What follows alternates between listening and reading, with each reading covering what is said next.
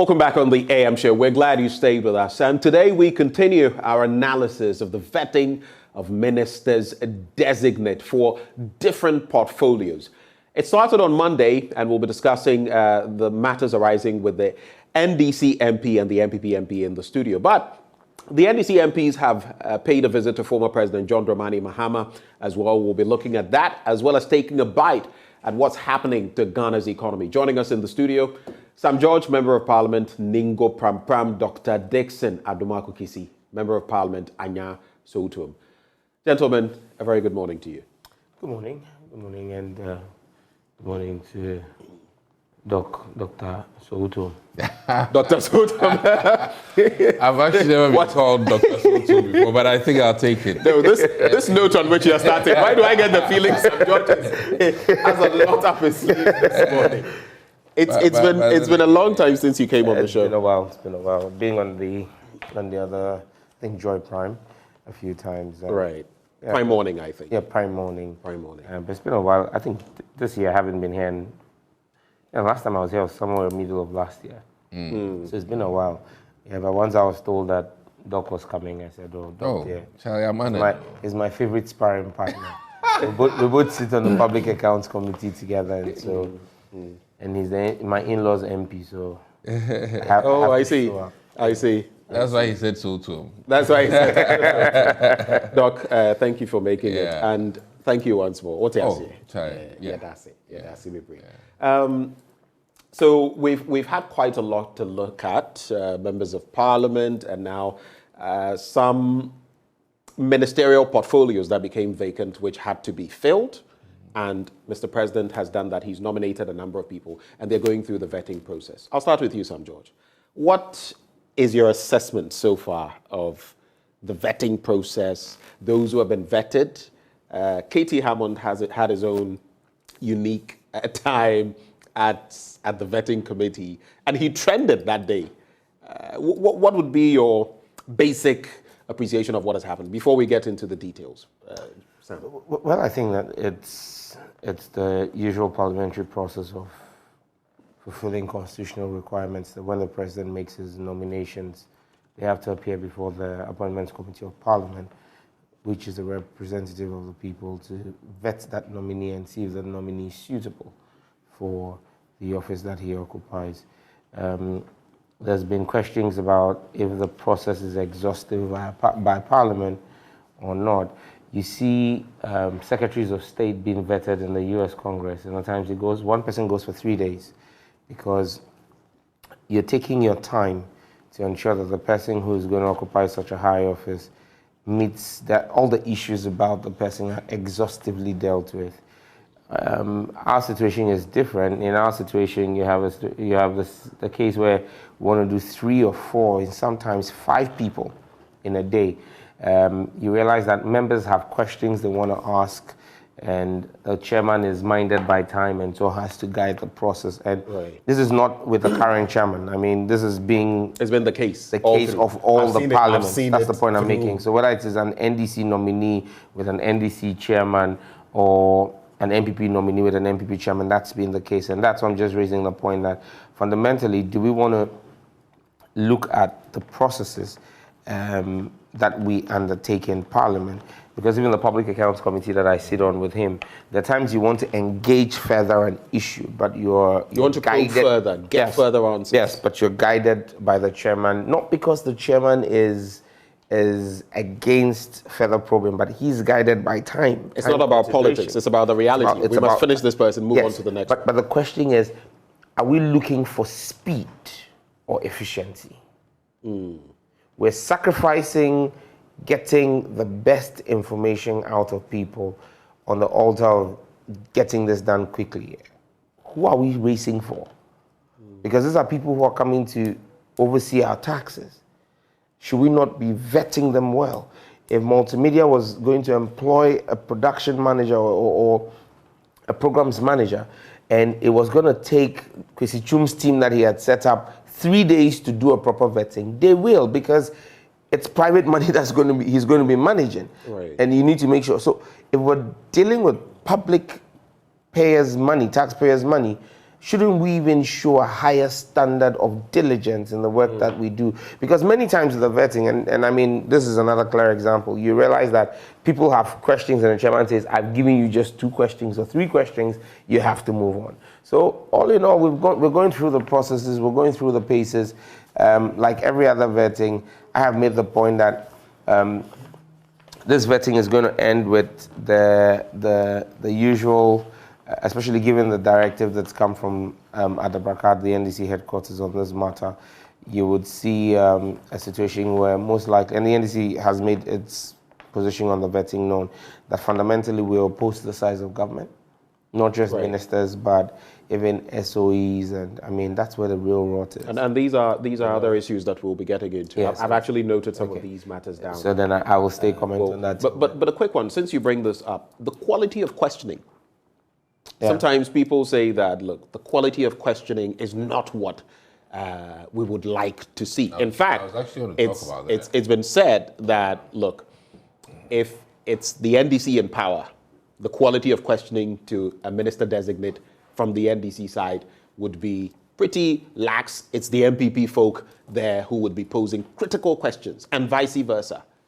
Is that the truth? Do you accept? And why do you think that is? I mean, sometimes you look at Congress, look at what the new speaker had to go through from his own members. I think about 15 times of voting before he could get the nod. It's simple. We don't have separation of powers in Ghana. We don't have separation of powers. That we have separation of powers, but we don't.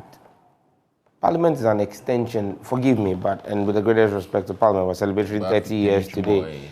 Parliament is simply an appendage of the executive. Wow. It's true.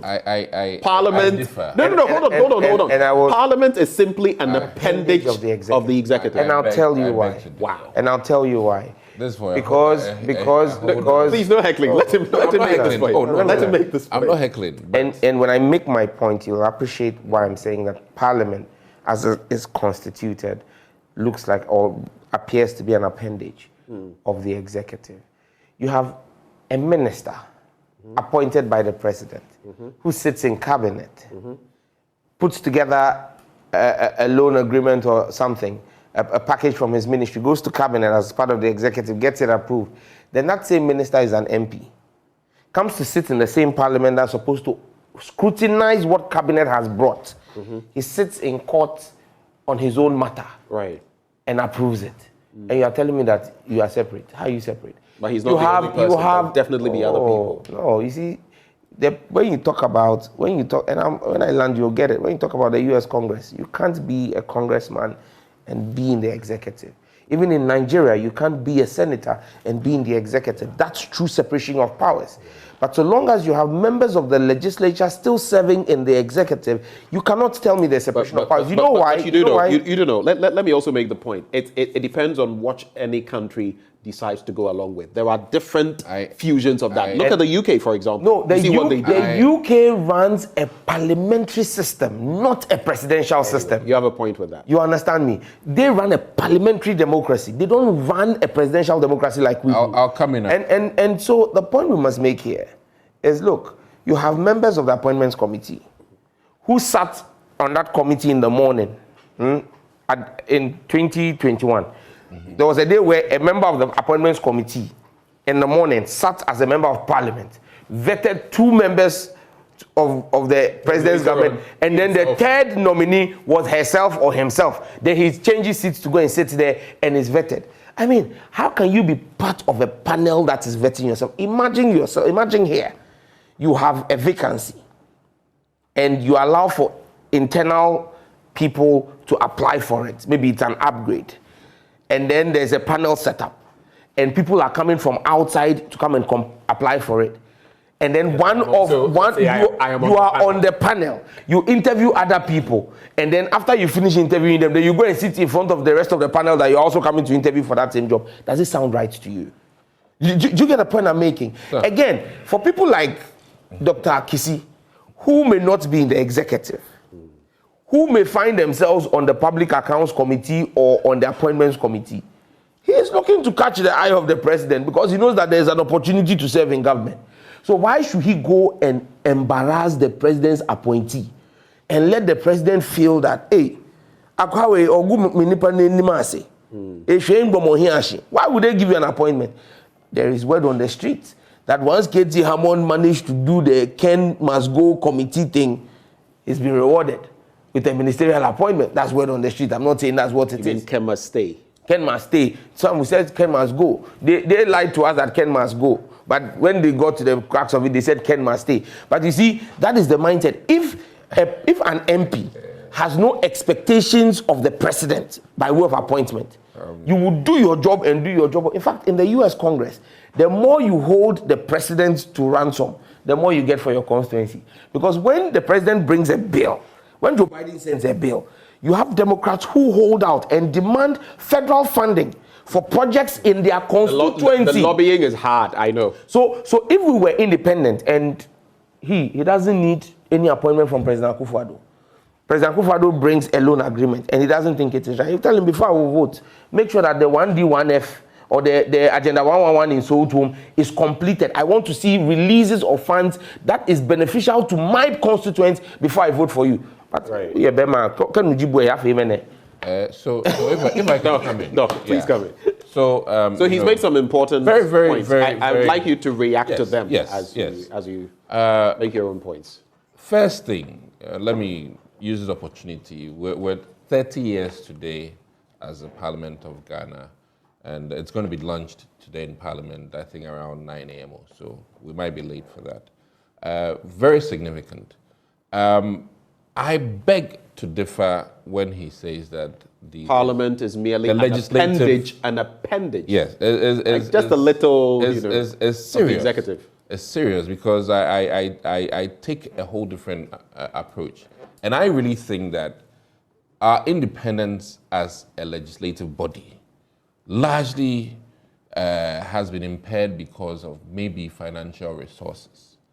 But I think that the future still has hope, and we are to work out and make sure that Parliament is well resourced to the extent that the leverage that the executive has on us is minimal.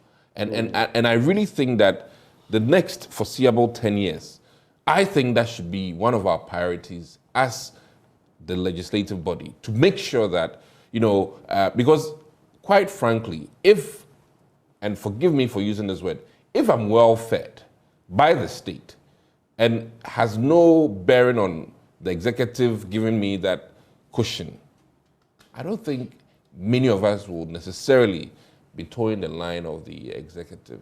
Now, his other key thing where I want to come in, listen, in Japan, for instance, the health minister is the same as the finance minister for a very good reason.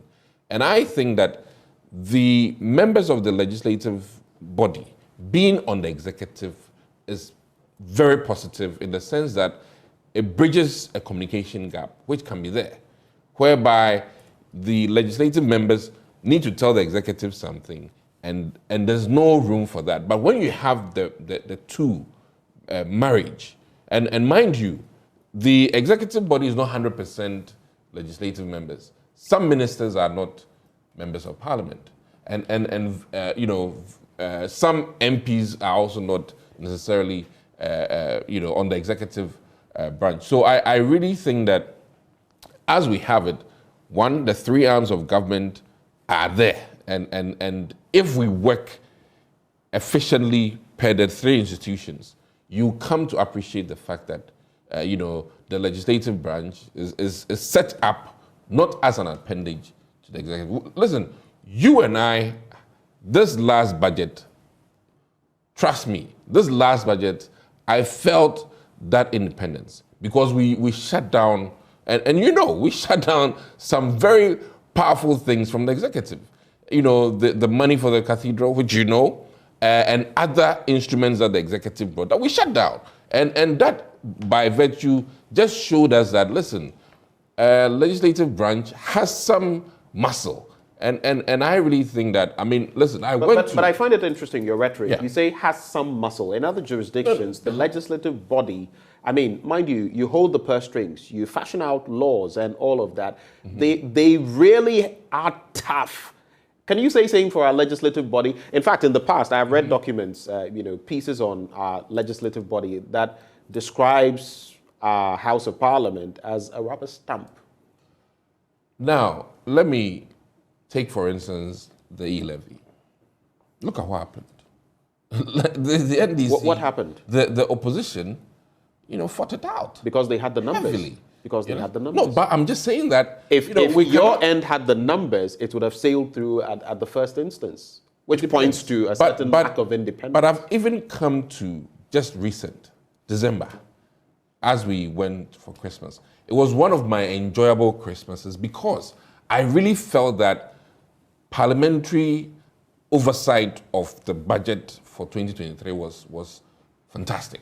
That's my I've been in Parliament for 2 years, and I must admit that most of the reviews we've done, the 2023 budget review, and how members in the various committees went through the mill, assessed line by line item for the appropriations, and told the president that, hey, this one we don't agree. Whether you go or come 4 times, we don't agree.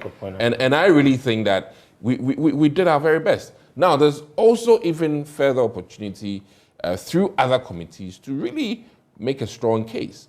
And I think that if you would listen to a lot of the arguments, eventually you see and appreciate. And mind you also that, let's be very frank, that the input that members of parliament who are on the executive make at cabinet makes the final product that comes to parliament really well thought through.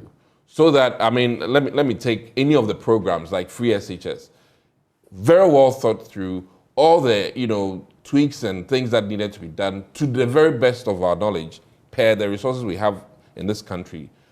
Former Minister for Education, Napo, or shall I say, Dr. Matthew Opoku-Prempeh, did fantastic. And simply because he had the wealth of knowledge from the legislative, branch, and then also the wealth of knowledge of members who would see him even on the side and say, oh, Chai, this issue, I think you have this issue when it comes to Parliament, so address it before it comes.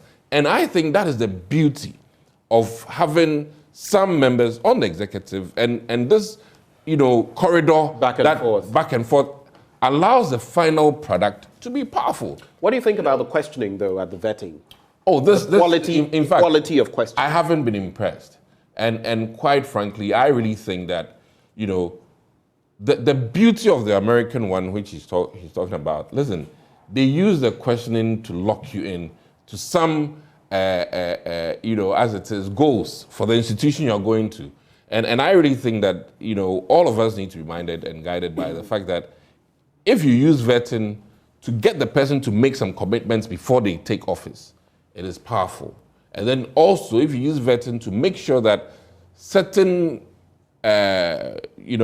perceptions or certain, allegations that the public may have known about that individual can be cleared. And I think that those are the key things that we should be using vetting for. And I didn't get, from a lot of the questioning, I didn't feel like they were asking about the institution and how that particular individual is going to be making an addition to the institution. And I really hope that as we move forward, our line of questioning shouldn't be how much porridge the person ate before coming, and I'm just making a an insinuation. Right. But we should go in total, try to let the Ghanaian people appreciate that of all the many candidates you have been chosen by the president, what are the 3, 4, 5 key things you're going to add on to this institution?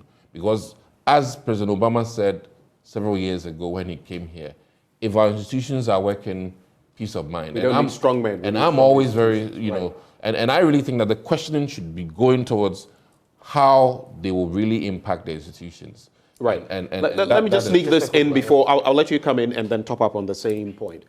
Which minister designate has, or deputy minister designate has impressed you the most so far, and which one has impressed you the least so far?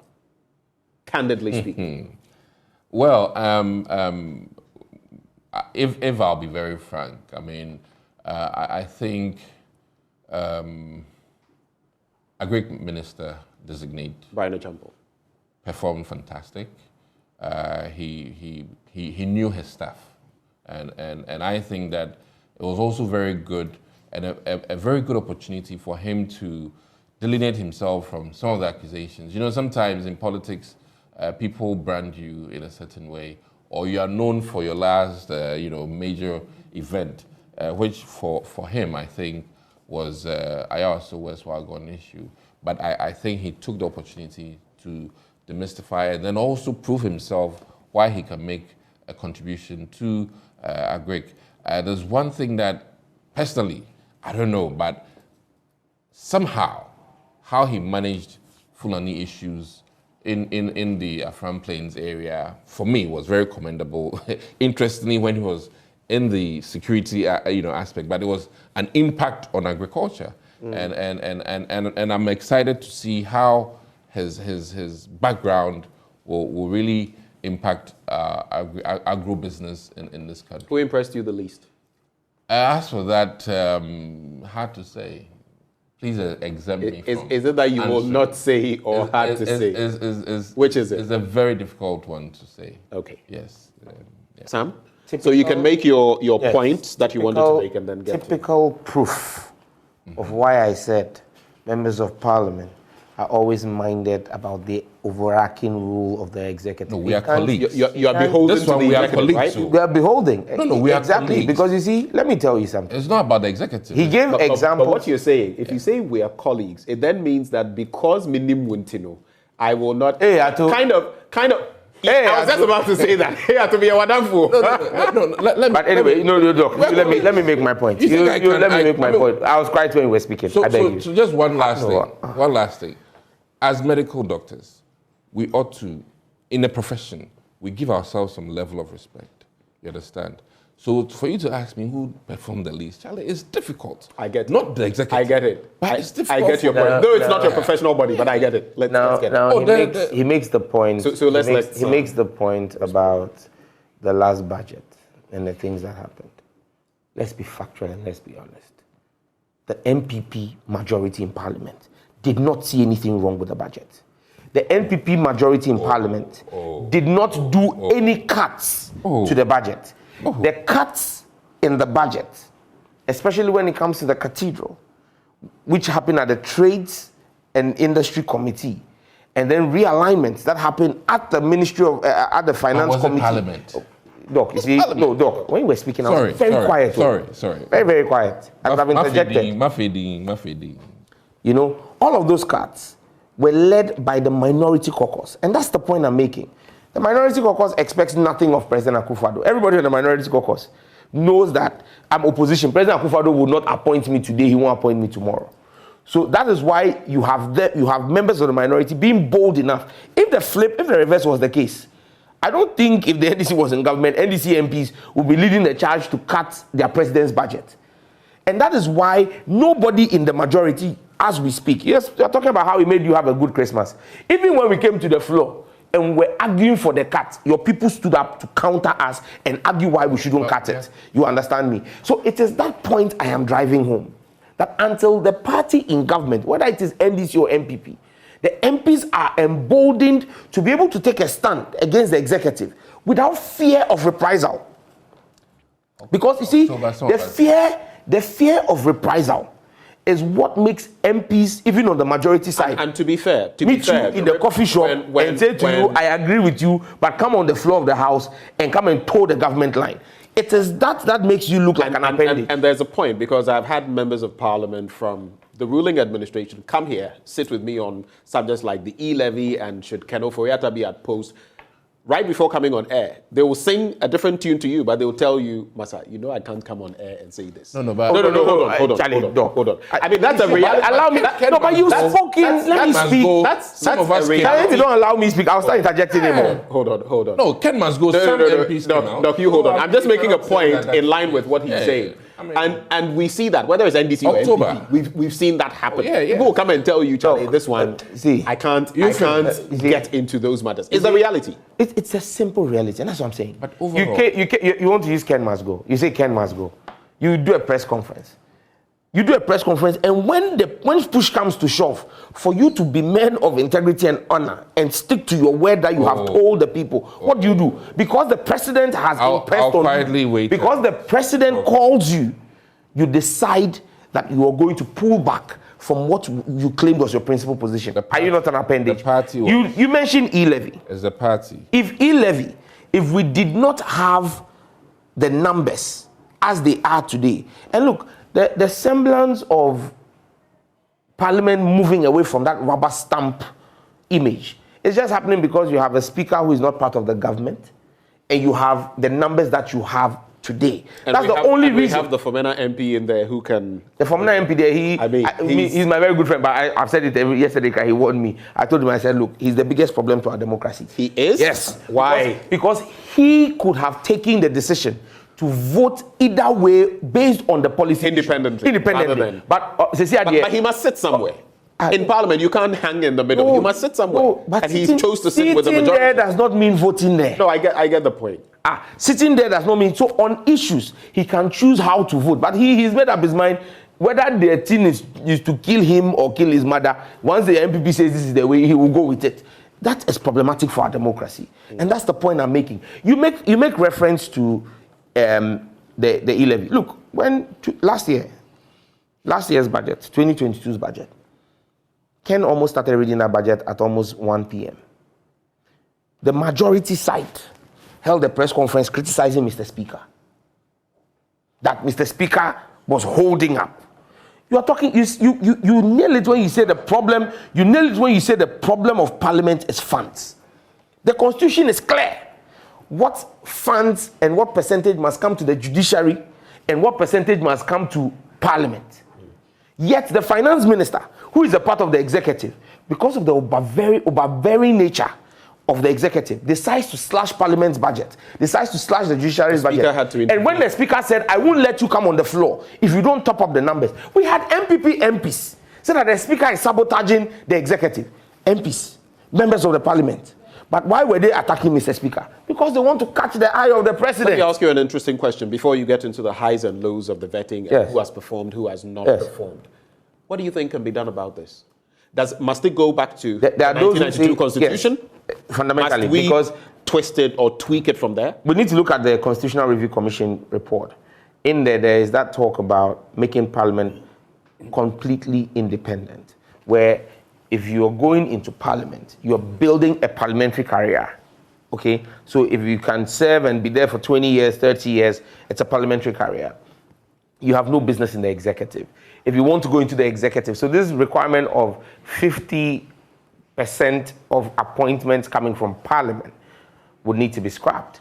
So that if you want to serve in the executive, you catch the eye of the president based on your expertise and competence. If you want to serve the people of a constituency, you come there and do that solely. And then you are able to be independent enough to hold the president. That's the only way you can resolve this. Because, listen, so there should basically what you're saying, there should be no overlap. Absolutely. You shouldn't be a member of Parliament serving. Would you accept an MP? We have senior MPs, senior lawyers, who, by virtue of the qualification, qualify today to be on the Supreme Court, in terms of number of years of practice, in terms or appeals court. Would you be comfortable to see a member of Parliament who is a member of the legislature? You go to court, you have a court case, and he's sitting in court as a judge. Can I come in? Do you understand me? Or would you be comfortable? Your points down. Would you be comfortable? I don't want. Would you be comfortable to see a judge, a Supreme Court judge, one of our Lord Justices of the Supreme Court, serving as a minister in the cabinet of the president? How would that sound to you? You understand me? It is that dichotomy that we've not created between the executive and the legislature that leads to some of the problems and challenges that we have. Should the NDC have the opportunity of coming to power again at whatever period in time? Would you push for some of these? And it's interesting. There is a white It's paper. interesting because Yes, your white paper rejected a lot. Yes. I think about 90% of what the 2010 Constitutional Review Commission we need to proposed, go- which in itself is a problem. And that's what I was going back to. Absolutely. And so unless we deal with what the people really want and look at it, look, if we want to fix this country, we know the things we need to do to fix this country. We can continue to play to the gallery and continue to speak what is politically correct. But political correctness for 30 years, today we are celebrating 30 years of parliamentary democracy. What has it gotten us? A lot. What has it really gotten us? Has it really gotten us a lot? So I guess it's a case of the glass half full or half empty. Are you okay with where we've gotten to? Oh, not those we started with and what our potential really is. Are we living up to our true potential? In fact, those we started ahead of. And they're doing. You understand me? So you may choose to sit back and choose to be a big fish in a small pond, or realize the fact that you're actually not a big fish at all. It's just that you are in a small pond, and that if you found yourself in a big lake, you realize that you are a herring. Hold for me. Yeah. I'll come back to the point about the highs and lows of the vetting no problem. so far. But I want him, he has a few reactions. There's one key thing I need to add here. Listen, opposition's behavior in Parliament to hold the government, accountable still adds to the parliamentary, work I'm talking about. So I don't want us to confuse how opposition reacts or party in government. Are you saying, because I know that Yeah. across the board, Yeah. whether it's Japan or the UK or the US or Switzerland, the opposition will always oppose certain things. They'll put government on its toes. And that's what I'm trying. That is correct. But they find a certain fine line where even those in government, in the legislative bodies, can still and will insist on certain things being done in the interest of the people. Here, that seems a bit watered down because of this fusion, so to speak, of the legislature and the executive. Is that not true? If it's even watered down, my key point here is that what I'm trying to drive at is the fact that all the things that opposition NDC has been able to do in Parliament, whether they oppose the cathedral or not, my point is that Parliament as a whole is powerful and is separate and independent, and we should push for that. But to say that, we're powerless, that is very worrying for me. And I'm only adding to Sam's point that all the things that an opposition party can do within Parliament complements the parliamentary work as opposed to the executives and, entire, power over the legislative. And I'm only, so that we don't do it like necessarily like NDC opposition issues as opposed to MPP. But I'm talking in totality, yeah. Point made. Let's look at that. Yeah. I don't want too much of a back and forth on the same matter. I get Dr. Kisi because, and maybe I have the benefit of being in the Okwei Parliament where the numbers were heavily skewed, 169, 106, and saw how that Parliament operated. Yeah. You have just come into the 137, 137, I understand. and so it gives you a certain picture of Parliament. But if you looked back at what that was bad. Previously, you that understand was bad. me? I understand on that level. And how even when people say, it's like, you have your say, we'll have our way. I remember that. It's problematic. And that's what I'm saying, that we won't always have a 137 Parliament. What we need to do is to strengthen the institution in such a way that members of Parliament are independent enough. Look, if you left members of Parliament and there was no big uncle from the executive dangling a sword over their heads, members of Parliament will feel free. The reason why they've all moved back, recalled from the Ken must go, and I'm wrapping up there, is because they know their primaries are coming. And you have gone up against the big house. The big house has told you, let the man stay. When they tell you they didn't want our approach, what is their approach to get him going? Did they not have a roadmap? Did the roadmap not say that Ken will leave before Parliament rose by the time we did appropriation, which was December 21st? December 21st, what is today's date? Today is what? February 22nd. 2 clear months on, Ken is still at post. Have you people told us what your new roadmap is to get? that Ken must go thing Let has me- died let because me- people are let afraid me- of their primaries. let me- and let that me is the come in. fear that Has it died generally or died from the Can I ruling party's end? We have Let me done help what him. we have to do. Well, by way of our you brought it to motion. its logical conclusion. Yeah, we Right. brought it So by way of our motion. let me help him on that. If they were willing, as members on their side, if the 88 that originally started, or the 137, as we were later told, were really minded to do this, and then they took a decision that they were going to go forward, maybe they would bring a motion. You seem that to we have will some support. further explanation Yeah. in 30 seconds. Is that still alive? So the key. No, let's go straight to it. Is it still alive? It is. And how is it alive? The key thing is that in fact, in all fairness to the president, he was very clear about Ken finishing IMF negotiations. And as it stands, even per Ken's last oration in Parliament, the IMF negotiations comes to an end March 30th. Yeah, he mentioned something. Yes. So I really think that from a legal negotiation standpoint, I really think that waiting out. So once this That was IMF what- deal, that was so what once we this told the IMF people deal of is in the Ghana. bag, we can say then we can hold the president to. I mean, and I think that that It's that not is about Ken. Will you, as the majority in Parliament, is that the plan? I mean, you are privy Make to a the pledge plan. on TV no, that no. after Are you the privy to the plan? after the Okay, no, board sorry. agreement, Sam, let me- will come after Ken. Are you and privy then- to a plan like that? So as far as I know, per the negotiations that happened, when we sat with the president, the understanding that the president had was that we should allow Ken to finish the budget and then conclude on the IMF transaction. And then unfortunately, when we came out, there were misunderstandings, and then we had another issue. And then the party came in and said that, hey, go with us on this. And of course, in as much as you are talking a lot, you don't go to Parliament on your own. You go with the party. And in as much as you can be so independent, you still need to make sure that you are in line with the party that you went into Parliament with. Nobody goes to Parliament unless you're super independent, like Famina, quote unquote. So we need to balance all these factors. One, government. Two, party. And as it stands now, I can say categorically, and this is on TV, that per the arrangement, IMF is just March 30th. It will come in a blink of an eye, and then we'll know for sure whether the IMF deal is going to be very good or not. And then let me also add one key thing. We represent the people, and we acted based on the sentiments of Ghanaians on the ground. And let me be very clear that I'm sure that if by March or April, if Ghanaians are still firmly, or my constituents are still firmly asking for Ken's head, I have no choice. Just so that we are clear. I'm reading a story. I don't want us to. We're not going to be limited. This will be the final point. Yes, because I need us to focus. A story on the 9th vetting. of February 2023 by Isaac Donko. Headline: We've played our part. It's time to play your part by sacking Oforiatta.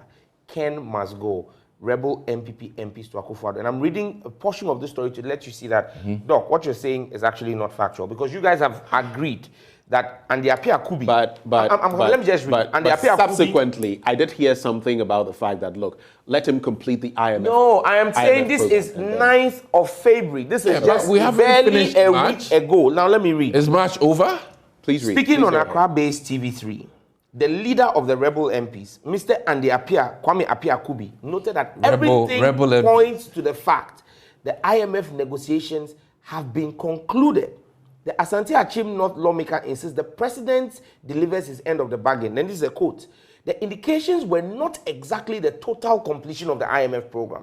The roadmaps were the passing of the budget, the approval of the appropriation, and the conclusion of the first phase of the IMF negotiations, which we have already reached because we have reached a conclusion at staff level agreement. So for all that has happened at negotiations, we have delivered as one party, as members of parliament, and it is up to the president to also deliver as a contracting party. He continued, as far as I am concerned, all three milestones have been achieved. We have reached our end of the milestone, and we expect the president to also do same. Okay, so staff level agreement arrived at. So how you the saying other there's more? processes in there, and your own colleague, on the majority side, is saying with him. They will keep shifting. I'm with him. They'll keep shifting the goalposts. I think that this IMF program comes to an end much. 30th. I don't know why Sam is so overly excited. So let's conclude on that. Let me this, come to you now. Yeah. We've seen Katie Hammond, Brian Champong, Stephen Asamoah Boateng, Obi Amwa, Sticker, Dr. Stephen Amwa, among others.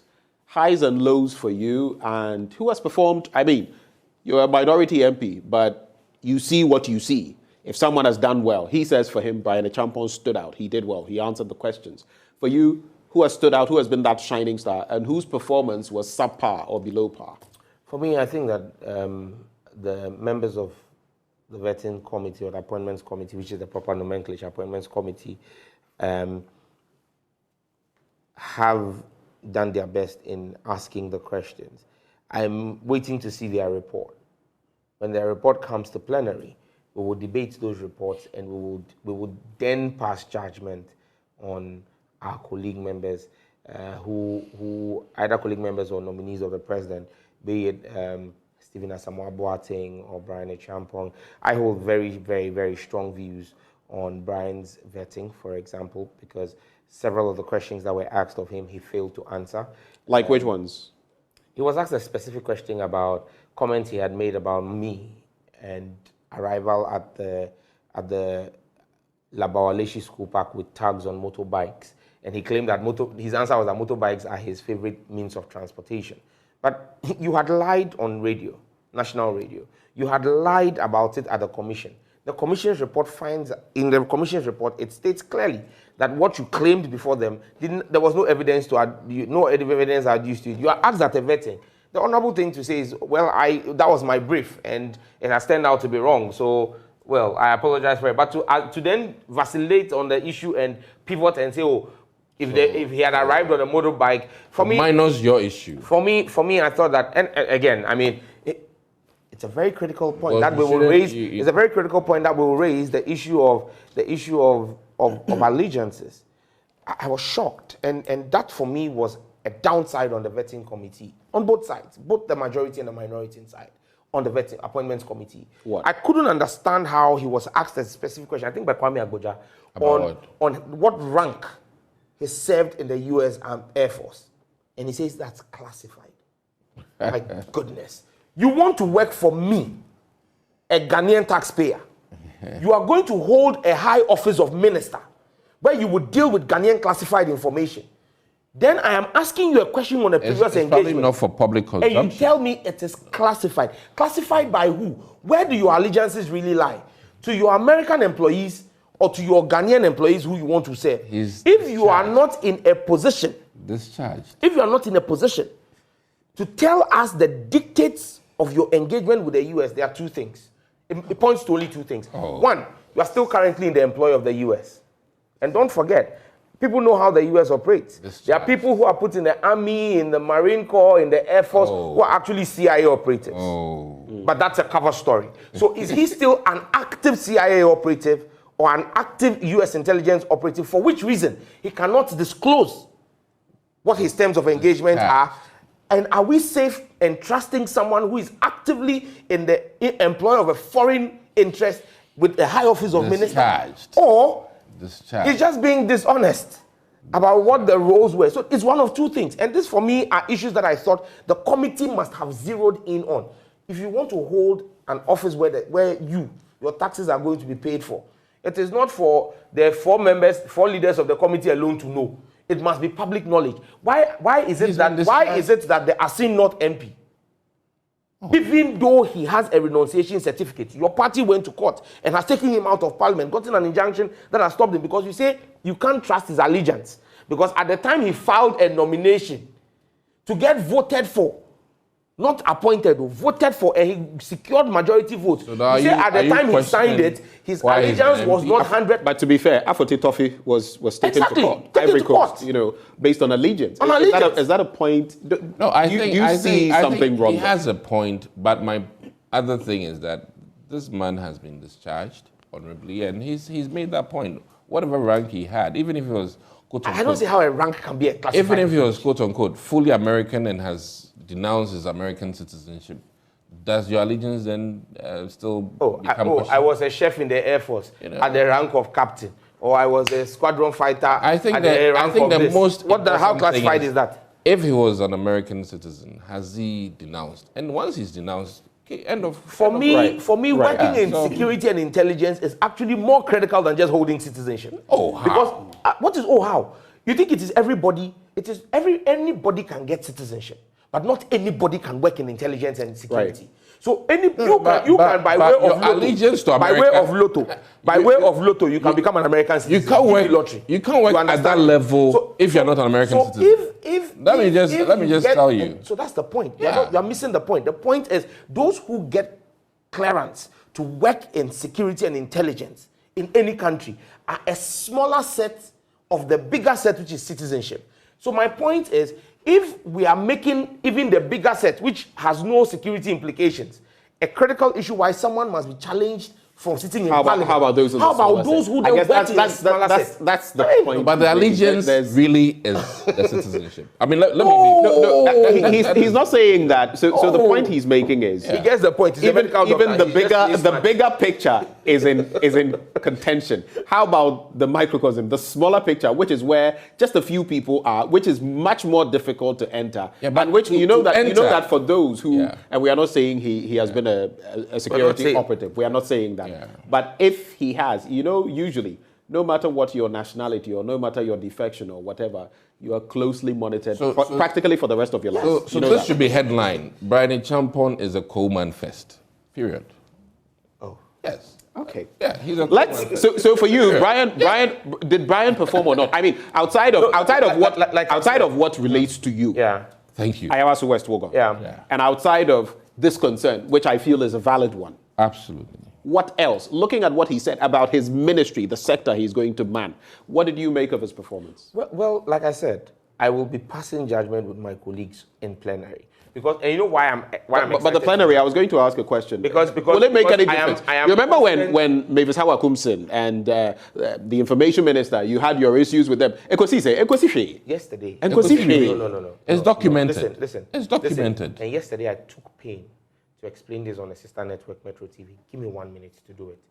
When the NDC takes the position that we're not going to approve the ministers, people should not take it that the NDC has what it takes to get the person disqualified. Because I made it clear, at the appointments committee, there are 25 members. Yeah. 13 on the NPP side, 12 on the NDC side. But the chairman does not have an original vote Unless.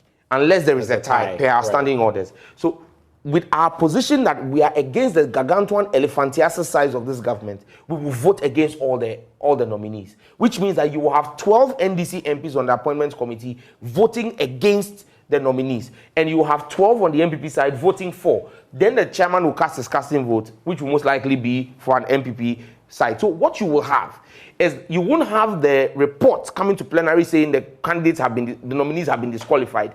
It will say they have been approved by majority decision. And there's a reason for it, because it goes into the records. So that the records our would dissent. state clearly that Yes. you were not in favor. In favor. Because if we were in favor, the report would have come that it was a consensus approval. So it would then come as majority decision. Now, when it's consensus, normally you just do contributions to the report.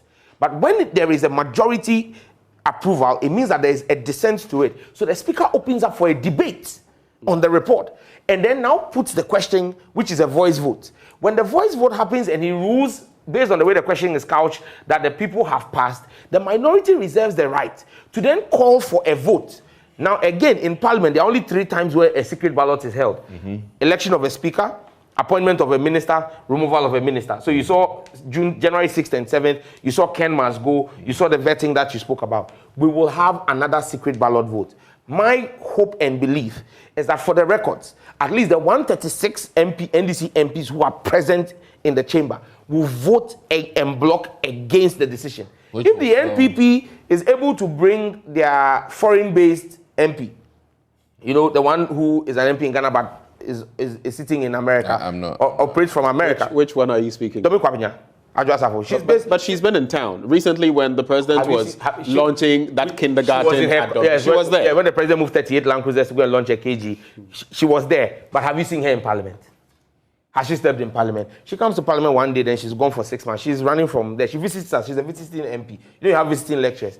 If they're able to have their visiting MP come down for the vote, they will have 137. if all their members are present, plus the Formina MP who we already know there on there, Yamutu is already with them, 138. So we need to be clear. But what we are doing is for the records and for history to show that our principal position, that we are against the size of government, and that we believe that the chieftaincy ministry, for example, should have been subsumed under the Ministry of Culture, Creative Arts and Tourism. That the Ministry for Water and Sanitation should be subsumed under the Ministry of Works and Housing. I was going that to the come Ministry of Railways should be subsumed under the Ministry of Transport.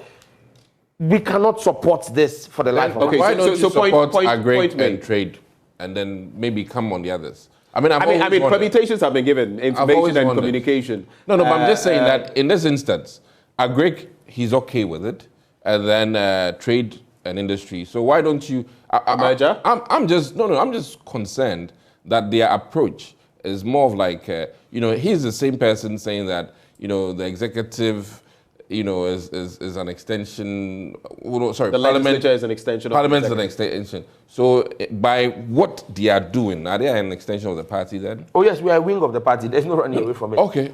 Every parliamentary caucus is a wing of the party. What's the party's chairman and general secretary have said and what they are reacting to? That's what you're pointing to. But when they walked out, when they walked out on the censure motion, was it not the Justin Kodua-led party? They issued a statement. Justin Kodua signed and issued a statement ordering them to walk out and not join. No. So what are you talking about?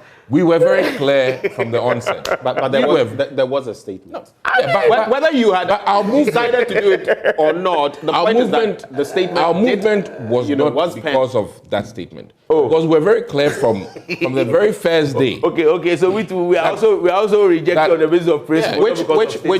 So let's do this. I want us to cover some grounds before we. Sure. Is there no designate minister or deputy minister designate who has impressed you? Are you trying to say none of them impressed you? That none of them came up with ideas in all fairness, every one of them who sat there would most likely have answered one question or two questions satisfactorily. You understand me? Don't get me wrong. I will be a hypocrite to sit here and say that none of them answered any of the over 20 questions that each of them was asked satisfactorily. Some answers would have been satisfactory. Some would have been beating around the bush. Some would have been clear comedy. I'm not talking about. Some would have out of about 20 questions. But is there one you can say? For me, like I've said, I would take part actively in the debates on the floor of the House, and there you would get to see my judgment.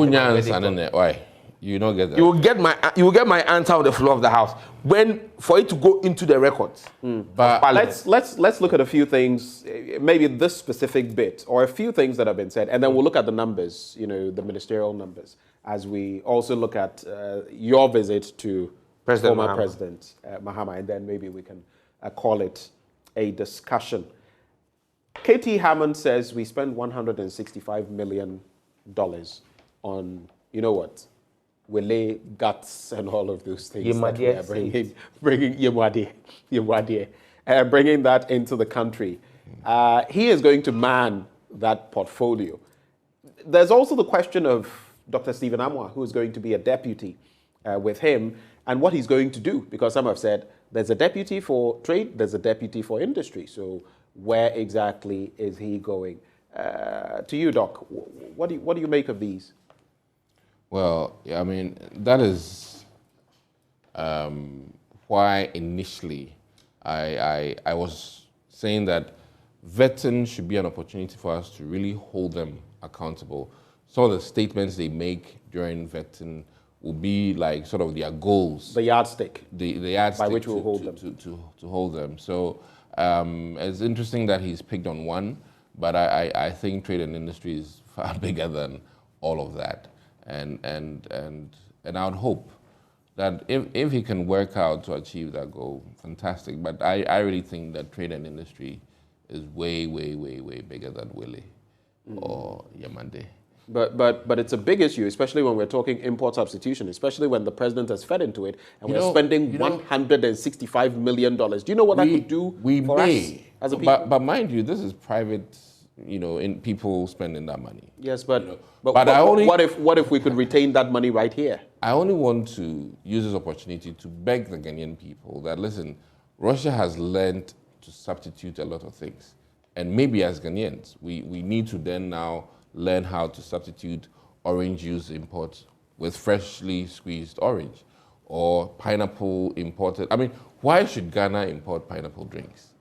Yeah, I mean, it beats my mind. We have the best pineapple in the world. People are exporting banana from here. Why should we import banana? So these are some of the, and even I think our great minister also even added onions. You know, why should we import onions in this country? So these are things that we all have to come to the table and take very, joint decisions on some of these things, so that we make sure that things are done in synchrony, and all of us as Ghanaians, NDC, MPP, are in sync and agree on this agenda. That, listen, for the next 10 years, let's. If a government doesn't come that whips us all in line and says, look, we are banning this, like the Nigerians did. We're not importing rice, and we produce it here, and if we don't take such radical steps, we'll never get anywhere. So what are your expectations for KT Hammond in that portfolio, especially considering 1D, 1F? Some have said that if this administration had got 1D, 1F right, forget free SHS, that probably would be the ace in the pack. And you've still not got that one. I'm in agreement, but 2 years, let's be realistic. 2 years of what? 2 years left. Left, right. I mean, in fact, less than 2 years. Whether we're, coming, that's another question. But 2 years is not going to be easy to really overhaul. And I must also say that, quite frankly, funding for trade and industry, if there's a change, then we will see it in KT's work, in the sense that what is appropriated and what is given out by Finance Ministry is what's going to really make a case. And we're all going to watch if the percentage by which former minister, if appropriations was 3 billion and he got 1 million, that's a handicap situation. So if KT Hammond's leadership is able to garner or gain more from Finance Ministry, I'm sure we'll feel the impact. Moving forward. But it's still Obi Amwa says the GRA is the best to collect property rates. He also says he would fire chief executives sleeping on the job at the MMDCEs.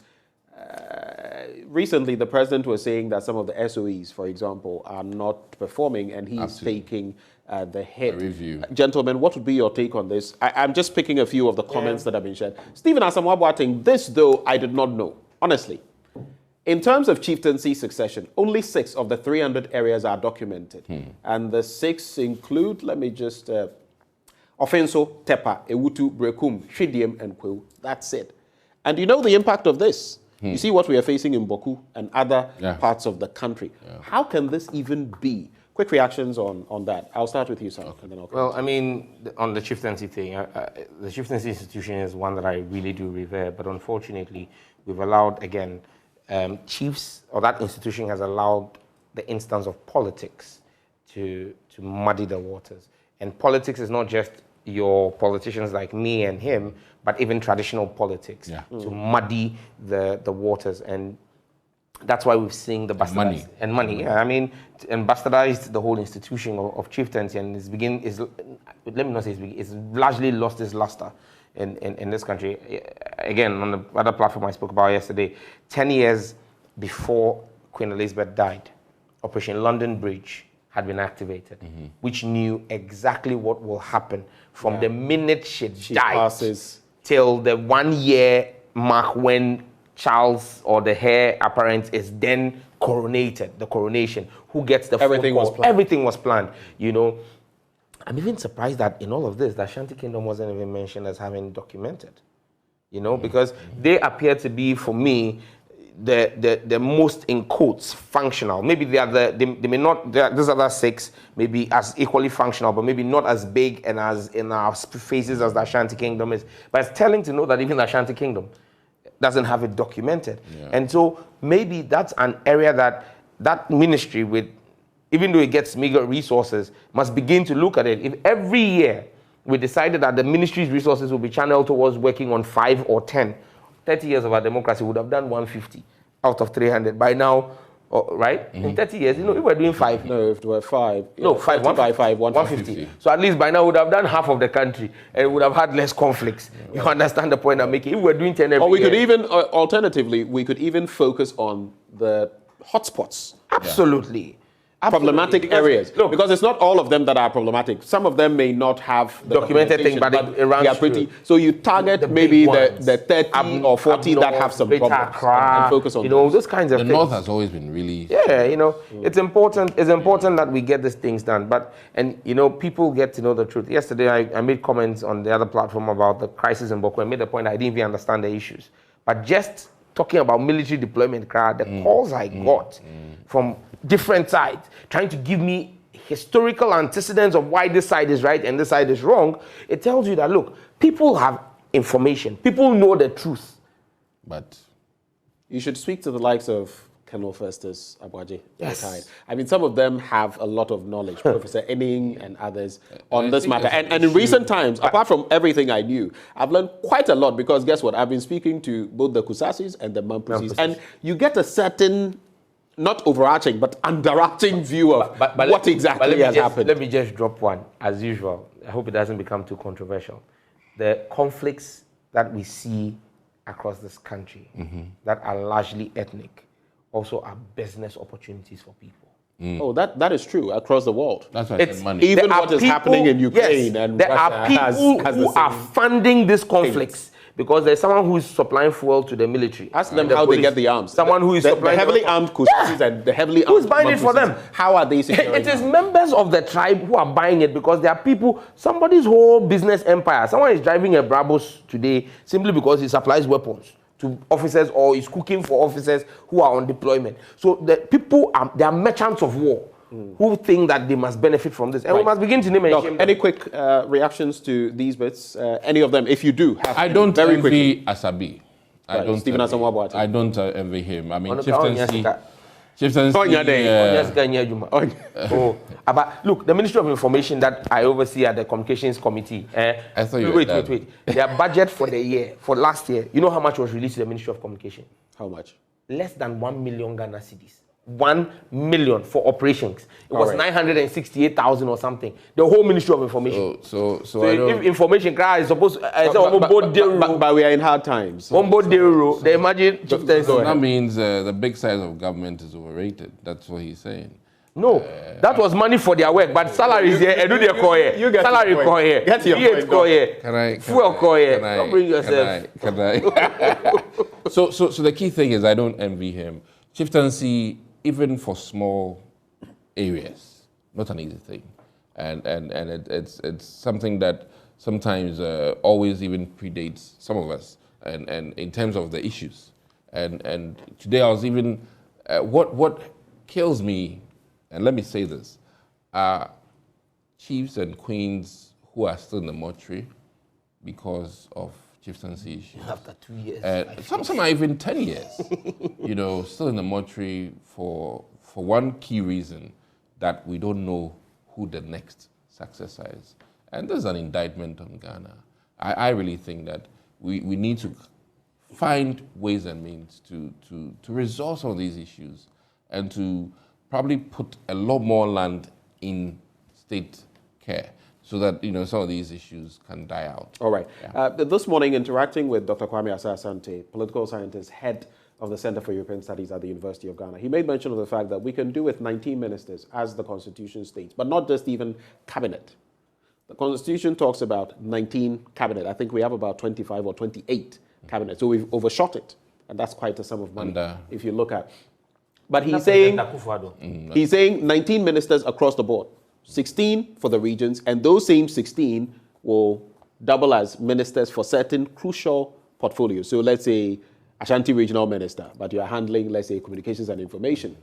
And then the deputies will, add up to the rest. And that is it. Is that something we cannot do, especially in light of the fact that they are saying cut down from 86 to at least 65? You know what? Even the configuration is a lot more interesting than you think, in the sense that personally, let me cite, for instance, health ministry.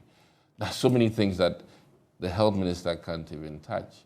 That is rather under presidency. And I really think that there's so much, that we can do really streamline and be more lean as a government. So this is a whole different topic. I don't even want to touch it today because unfortunately, even the ones that are quote unquote ministers have part of their function taken over or taken up by presidency. And I really think that if I had my way, if I could, I would rather prefer that ambulance services, all the things related to health, the Agenda 111, all those things should be under the ministry.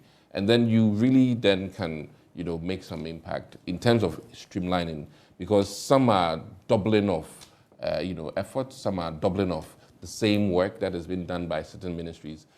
Fisheries, for instance, lovely if it's just put under agric. I mean, I just think Fisheries that, and aquaculture. that I have 3 quick points that I'm hoping in some 3-4 minutes we'll be able to wrap. One is a matter that I've always thought of, and my director just reminded me of it. But so I just want us to address these quick issues before we talk about your visit to Mahama and everything else. The economy, where it is. Do you have an idea? What are your expectations? Look, the banks, for example, 2020, they bled a lot on the back of the banking sector, crisis or the fix-up of the sector. 2022, some of the banks, their books were so bad, they couldn't even pay dividends to shareholders and all of that. And some have said that in 2023, not even it's only going to get people's actually money cry. Principles. Yeah, principles. In 2023, it's only going to get worse. From where you sit, very briefly, what are your expectations for the economy in 2023, even if we get an IMF deal? One, the real truth is that the IMF money is so tiny. It's a drop in the bucket. So tiny. We're likely not even going to get up to $1 billion. And my hopes in terms of this year, In the first year. I really think that the real deal, private enterprise has to take up, and they can make this country move forward. And I'm talking about the likes of industry titans who can turn things around. And I believe in private enterprise more so than government.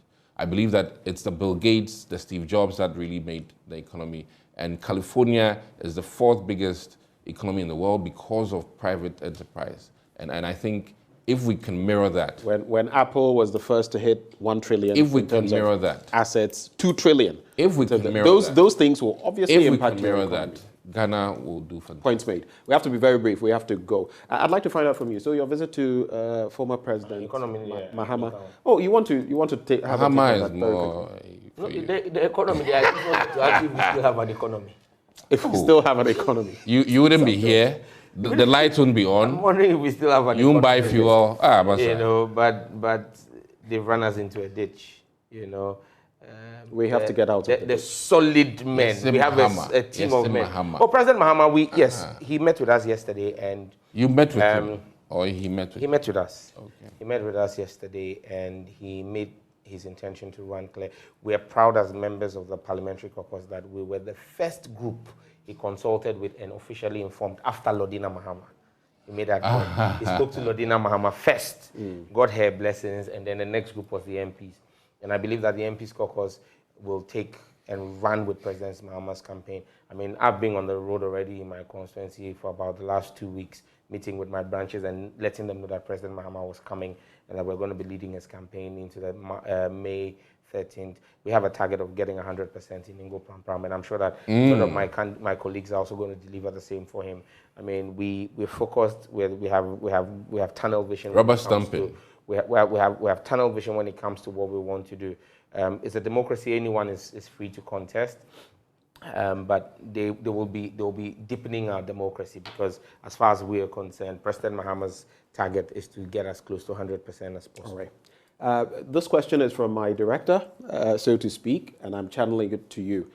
The 6th of March, Independence Day, is just around the corner.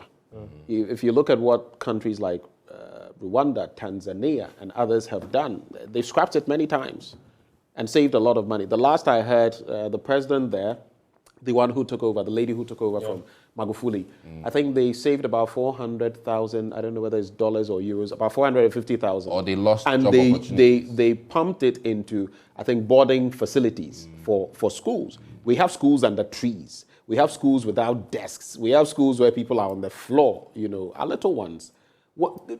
I honestly think we should scrap Independence Day for a while and pump the money into other things. What do you think? I think very briefly on that, 30 seconds. I'll talk for Greater Accra region, and I think regional minister has done something unique. He says that we should all come to one place and have the event, and which will save some money. Trust me. So I really think that is another opportunity. Instead of holding it at all the 34 municipals or districts in this region, he said everyone should come to Tema. And I think it's unique. That is a start. And I think that independence is so significant. And we shouldn't... It's not that we are not celebrating it, but we are not doing the whole thing of moving forces, spending food, this is one day. Carrying this, carrying that V8s to this part of the country, fuel, and all of that. I really think that this, getting together at one place will reduce the cost. Okay, all right.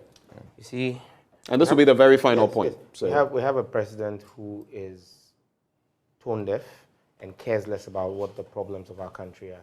If the president was minded that he's with cup in hand, begging, in quotes, small boys in Washington for an IMF deal, after he had, for $3 billion over 3 years, after in last year alone, the Central Bank of Ghana gave him in excess of $5 billion, equivalent of almost $6 billion US dollars in borrowing, free money that the Bank of Ghana gave to him, he won't be busing our men in uniform at cost, accommodating them when you move them. The logistics of look, if you're ever holding it in Accra, it's cheaper. The logistics of moving everything from Accra to Ho, is it not Ho they are holding it in this year? And the fact that the president, look, what annoys me the most is he's going to fuel a whole V8 to transport just that chair again. Tourism. That chair he sits on. Tourism is moving. It's important. Look, if the president decided, like you said, for us not to hold this year's celebration and decided Ho is where he wanted to go and took whatever $400,000, $500,000, $1 million that will be spent on that celebration to improve road access or tourist sites in the Volta region, that would make more economic sense than for him to buy V8, fuel in a V8 to transport a chair to go and sit there and take something. The market women are excited to receive us in Ho. And we'll be very much happy to also eat when we go to Ho. The people of Ho are so hungry, they are going to start busing people from other places to even come and fill up the stadium. No. Thank you, gentlemen, for sharing your thoughts with us. If I stay with these gentlemen, we can talk for 5 hours and we'll still Fantastic be here. hotels in Ho. Sam George is Member of Parliament for Ningo Pram Pram. Dr. Dixon Adomako Kisi is Member of Parliament for Anya Sohutu. So stay with us. When we return from the break, we're going back to the Boko crisis, and that's no laughing matter. The Network of Women Mediators in Ghana, an affiliate of the Women Mediators across the Commonwealth and the Global Alliance of Women Mediators Network, is worried about the deterioration of the Boko conflict. We'll be speaking to them about what their take is on that matter after the break. Do stay.